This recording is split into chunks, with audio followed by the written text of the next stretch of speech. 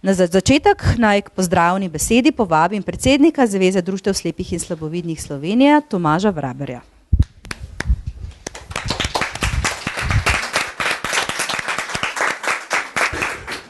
Ja, hvala lepa, spoštovana moderatorka, spoštovane članice in člani, drage gostje, spoštovane referentke in en referent, lepo pozdravljeni na drugem simpoziju, ki ga pripravljamo v okviru projekta KSS, kot mu mi na kratko rečemo. Da ne bom, ker nisem ravno najmočnejši v protokolu, da ne bom pozabil, bom začel na drugi strani, začel bom z zahvalami. In se bom najprej zahvalil seveda vam, da ste prišli, da ste se odzvali v tako velikem številu.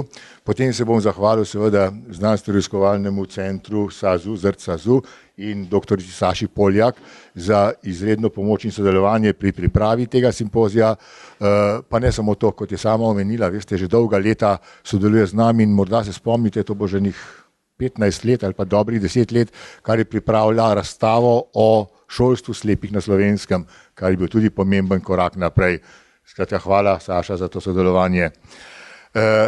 Za sodelovanje seveda se zahvaljujem tudi Ministrstvu za kulturo in danes je z nami naša skrbnica pogodbe, gospa Daniela, ki ji v tem trenutku izrekam zahvalo za to, da nas zelo, zelo natančno kontrolira, se vtakne vsako vejco, piko in številko, kar je prav, ampak nas po drugi strani tudi zelo iskreno podpira in spodbuja.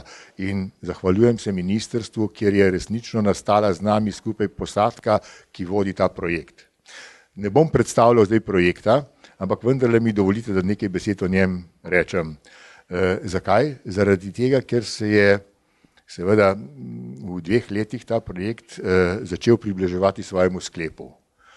Konec junija letos bo projekt po normah Evropske unije, po določilih končan in zdaj hitimo na vso moč, da zadostimo vsem kazalnikom in mislim, da smo na varni strani, da počistimo vse računovodstvo, knjigovodstvo in vse, kar je treba, da bo tudi gospa Daniela zadovoljna in da bo ustrežena vsem zelo zahtevnim normativom financerja, to se pravi ministrstva in predvsem seveda Evropskih socialnih skladov.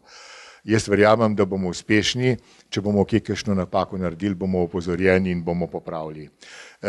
Jasno, rezultatov tega projekta je kar precej. Ta, da smo danes v novih lepih prostorih, ki jih nekateri od vas vidite prvič, nekateri pa že večkrat, je samo najbolj očiten. So pa še mnogi drugi, pri čemer pa moramo seveda opozoriti, da seveda to, kar je najbolj očitno, je lahko videti. Vse tisto, kar je pa še za tem, je pa deloma narejeno, deloma je pa to naša naloga za prihodnost. Mi moramo seveda vsi skupaj vložiti še ogromno dela, da bomo to knjižnico slepih in slabovidnih, ki res bo letos slavila že 97. obletnico, se pravi 2 leti je starejša od naše organizacije, o tem več mečkano na koncu, da bomo te rezultate peljali naprej. Še vedno namreč delovanje naše knjižnice visi na nek način v zraku, zaradi tega, ker nimamo stabilnega financiranja.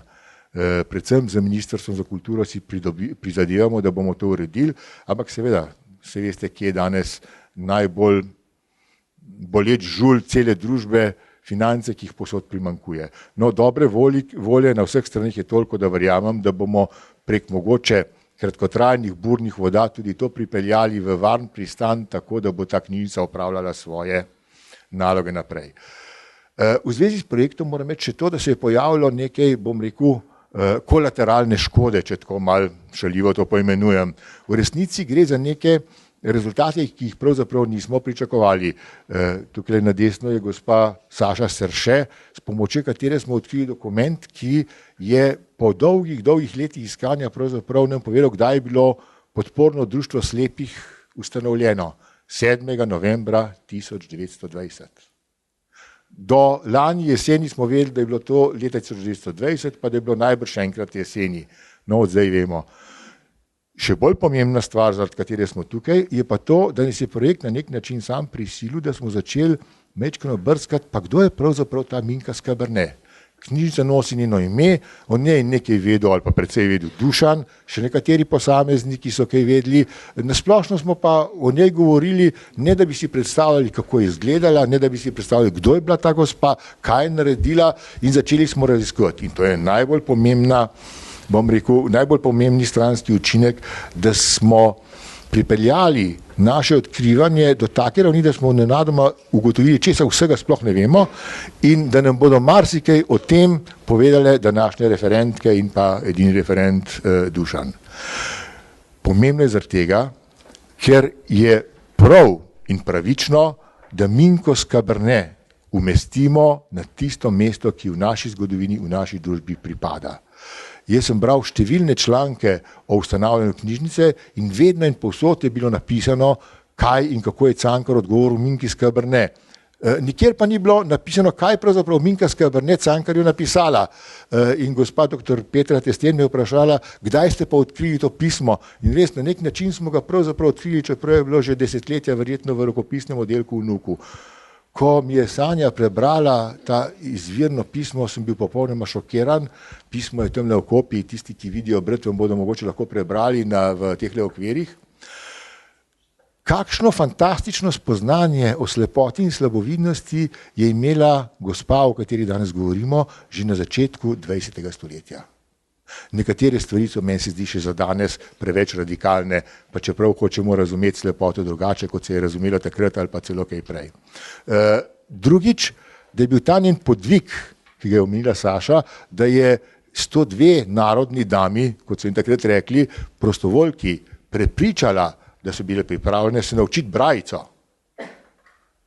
Ne? Če se oslepiš, ti ne ostane drugega, kot da se brajico naučiš. Če pa vidiš, zakaj je za hudirja, bi se pa učil brajico. Ampak ona jih je prepričala, da so ne samo se naučile brajico, da so tudi druge učile brajico in da so prepisovale, kar je bilo mučno, mukotrpno ročno delo. In pri tem, tudi to boste danes najbrž zvedeli, je bila gospa Minka Skaberne strašno zahtevna. Upravlja vse korekture in zadnjič, ko je bilo tukaj na obisku par dni tega Celjsko društvo v ponedeljek, je eden od naših članov, ki jo vsi poznate, Dolč Videnšek, rekel, v zavodu sem bral te knjige, ki so nastale v tistem času in rekel, vsi smo ugotovili, da v njih nismo odkrili niti ene same samcete napake. Fantastičen dosežek, ki ga jaz primerjam recimo z Dalmatinovim prevodom Biblije v slovenščino, ki je tudi izjemen civilizacijski dogodek za Slovence. In še zadnja stvar, ki jo želim povedati, da vas ne bom preveč utrujal, na nek način s tem današnjim simpozijem odpiramo za nas zelo, zelo pomembno polje. Letos mineva 95 let, 7. novembra bo minilo 95 let, kar je bila ustanovljena prva invalidska organizacija na Slovenskem. To je Podporno društvo slepih. Mi smo ponosni, da smo najstarejša invalidska organizacija, ponosni smo na to tradicijo, ki je lepa in ki je tudi taka, da smo upravičeno ponosni. Obenem pa seveda se moramo zavedati tudi tega, da tradicija tudi na nek način preprečuje pogosto napredek. Se pravi, mi moramo zbrati to modrost, da bomo tisto, kar je bilo v naši tradiciji dobrega, vzeli kot spodbudo za razvoj naprej. Mi moramo letošnje leto na državni in na lokalni ravni uporabiti za to, da promoviramo našo organizacijo, naša medobčinska društva, našo skupno dejavnost, tako lokalno kot na državni ravni, da najširši javnosti povemo, da smo tukaj, da smo del družbe, da želimo biti enakopraven del družbe in to tisti del družbe, ki družbi tudi prispeva. Nekaj takega, tako sporočilo je tudi gospa Minka Skaberne poslala Cankarju. In pri tem upajmo, da bo odgovor drugačen, kot ga je dal Cankar Minki Skaberne, nekako tako je rekel, draga gospa, nihče vam tega ne bo s hvaležnosti povrnil in pokazal, samo vaše srce vam bo to vrnilo in ljubi Bog. Dajmo torej, vstopimo v to naše jubilejno leto z najboljšimi možnimi občutki, z sporočilom, da če delujemo skupaj, smo močni in bogati in da tudi dajemo družbi.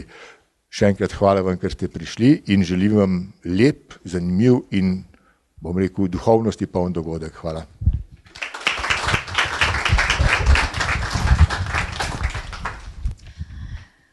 Gospod Tomaž Fraber, hvala lepa za vaš pozdravni nagovor.